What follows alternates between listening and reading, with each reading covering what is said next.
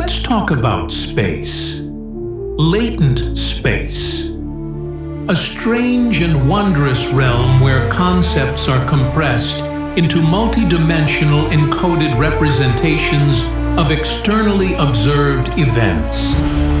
Oh, did that seem complex? Let's see how ethics and morality react to being packed into this multi-dimensional world. Morality is like cheese. Here, nestled delicately within the complex ecosystem of human society, shaped over time by culture, experience, and the slow churning of conscience, aged in the caves of tradition, pressed by the weight of generations, sharp, firm, yet vulnerable to the heat of emotion. Wait, is that CGI? Yes. It's beautiful. So much details. Look at this upscaling. That's not even feather anymore. That's pure beauty. Exactly. Aware of the burden it carries. Oh my god, that's such a good use of stolen intellectual property. So many artists' work. Everything in one beautiful crow. What was the prompt? Black as midnight. Eyes like polished obsidian. The crow sits still. Photorealistic. ArtStation. Best image I've ever seen.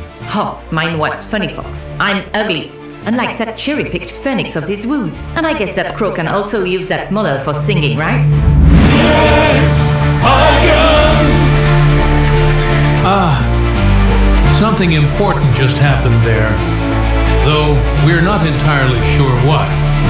Perhaps that too is part of the lesson.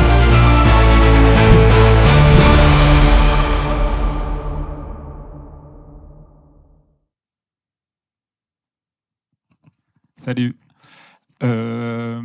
Ouais, le thème de cette année, c'était les Fables de La Fontaine.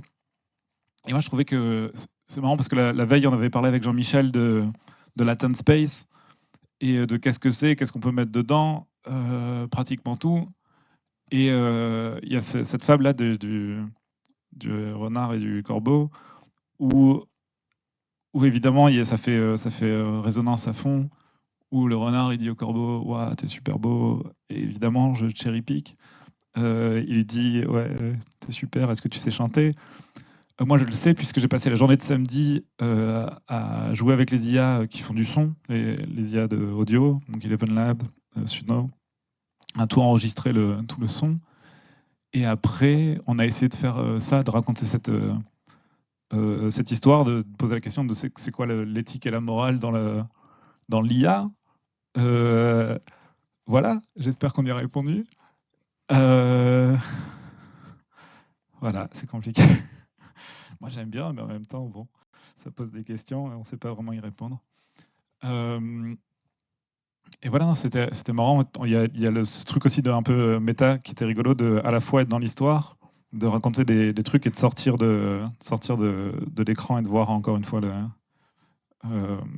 comment on travaille, passer en 3D, revenir là-dedans, enfin revenir dans l'IA, que les personnages soient à la fois conscients qu'ils sont générés, etc. Et ouais, le but du jeu, c'était de raconter une histoire, et on a fait vraiment des plans très courts.